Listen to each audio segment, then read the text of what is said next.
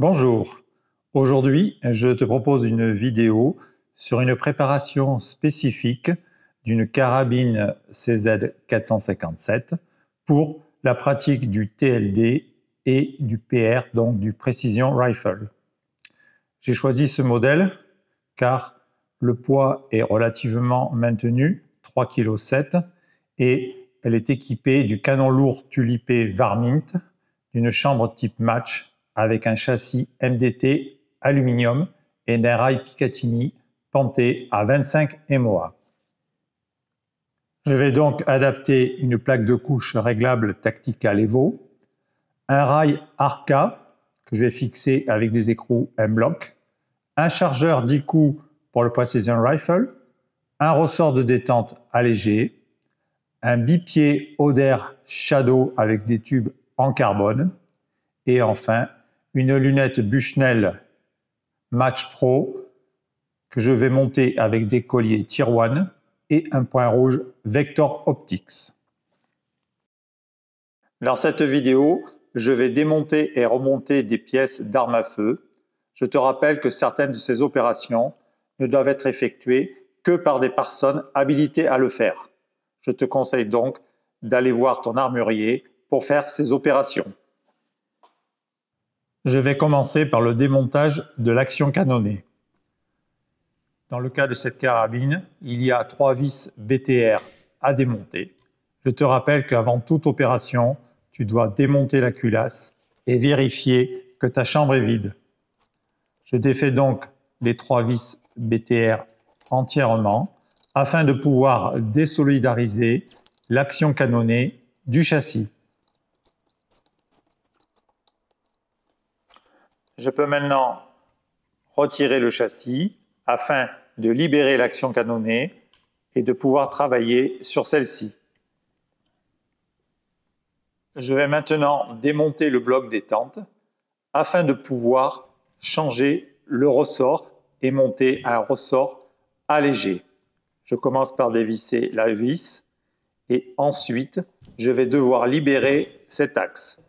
Je retire délicatement le petit circlips que je range bien de côté et avec le chasse-goupille, je vais chasser l'axe et enfin libérer le bloc détente. Je récupère bien la pièce qui s'est libérée. Je vais maintenant pouvoir procéder au démontage de la queue de détente afin de pouvoir changer le ressort.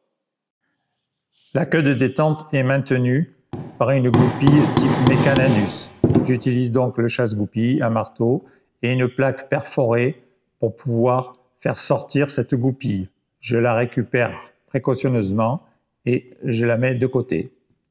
Je vais maintenant pouvoir sortir la queue de détente et enlever le ressort d'origine. Je vais donc remplacer ce ressort d'origine par un ressort plus léger. D'origine, la queue de détente nécessite une pression d'environ 1,2 kg. Avec ce nouveau ressort, je vais essayer de descendre à 0,7 kg, soit 700 g. J'ai donc placé le nouveau ressort sur la queue de détente et je vais la remonter dans le bloc. Pour cela, j'ai prépositionné ma goupille Mecanandus. Je vais donc la réenfoncer toujours sur ma plaque avec mon chasse-goupille et mon marteau en tapant très doucement. La goupille est en place, je vérifie que la queue de détente appuie bien sur le ressort correctement. Pour le remontage du bloc, j'ai remis mon axe et le ressort. Pour faciliter cette opération, j'ai remis la culasse en position semi-fermée. Je remonte la vis de fixation. J'ai réglé mon tournevis à 2,5 Nm et je la serre au couple. Je vais maintenant remettre délicatement le petit circlips en position. Je vais utiliser un tout petit tournevis et je vais le verrouiller avec le chasse-goupille. J'ai bien vérifié que ma chambre était vide.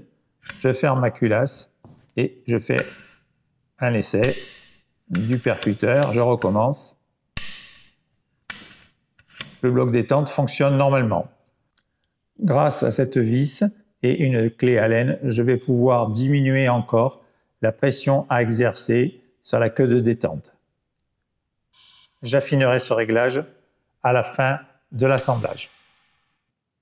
Je vais maintenant procéder au montage du rail Arca. Pour cela, je vais utiliser des vis et des écrous au format M-LOK. Je vais prépositionner mon rail en fonction des espaces libres, mettre mon écrou à l'intérieur du châssis et procéder au serrage de l'ensemble des vis. Je vais serrer à la fin ces vis au couple de 2,5 Nm. L'avantage d'utiliser un rail Arca est double. Tout d'abord, les accessoires, que ce soit le bipied ou un bag sur platine, peuvent coulisser très facilement sur toute la longueur du rail. Également, la surface d'appui est beaucoup plus large qu'un rail Picatinny et offre donc une meilleure stabilité. Ces rails viennent en fait d'un format dédié à la photo et à la vidéo. Ce type de rail est monté de plus en plus souvent par les fabricants d'armes et de châssis en monte d'origine. Je vais passer maintenant au changement de la plaque de couche. Je vais dévisser les deux vis qui maintiennent la plaque d'origine. Celle-ci est réglable en profondeur avec un jeu de cale, mais malheureusement, elle n'est pas réglable en hauteur. Je vais donc la changer par un modèle de chez Tactical Evo qui permet de faire coulisser la plaque de couche vers le bas ou vers le haut afin de trouver la meilleure position. Je vois que j'ai une épaisseur à peu près identique. Je vais quand même ajouter les deux entretoises livrées d'origine afin de gagner un petit peu plus en longueur. Je vais donc positionner la première vis, la visser correctement, puis je ferai glisser la plaque vers le bas afin de libérer l'espace pour assembler la deuxième vis.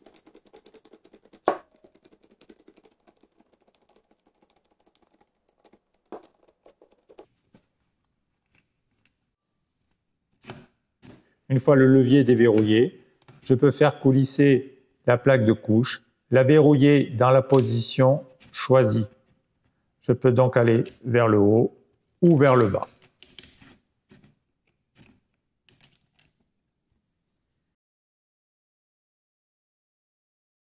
Je peux maintenant remonter l'action canonnée dans le châssis. Je positionne bien le doigt de centrage. Je mets en place l'action canonnée, je retourne l'ensemble et maintenant je vais remonter les vis exactement dans l'ordre inverse du démontage.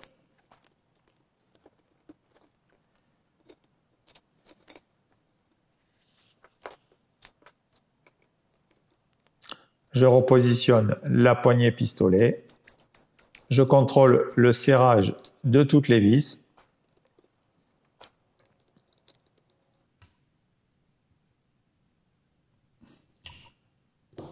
Le remontage est maintenant terminé.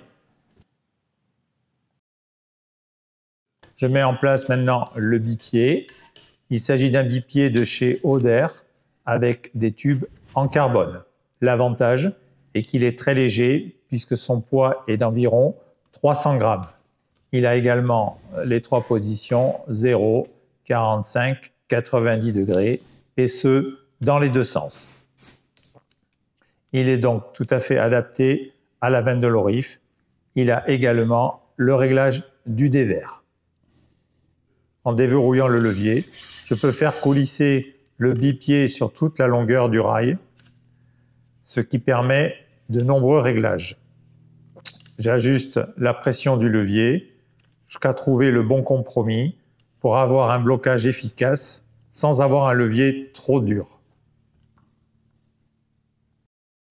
Je peux maintenant monter le bag qui est fixé sur une platine avec un adaptateur Arca. C'est très simple, il suffit de le faire coulisser sur le rail, de serrer à la position choisi.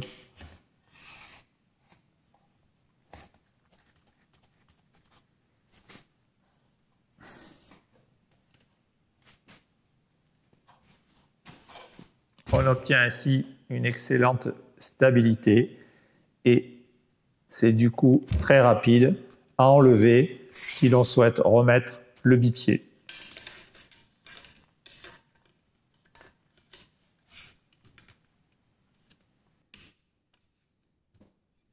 Avant de procéder au montage de la lunette, je vais serrer les vis du rail Picatinny au couple et surtout les monter avec une goutte de frein filet faible.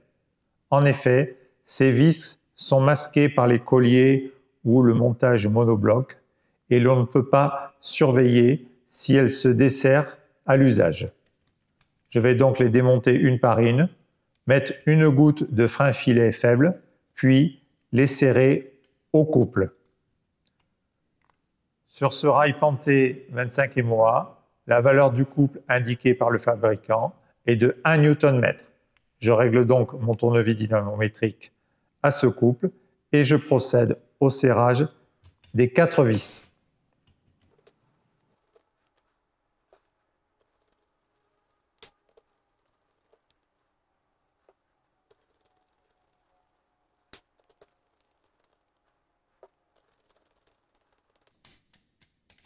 Mon rail est maintenant parfaitement monté.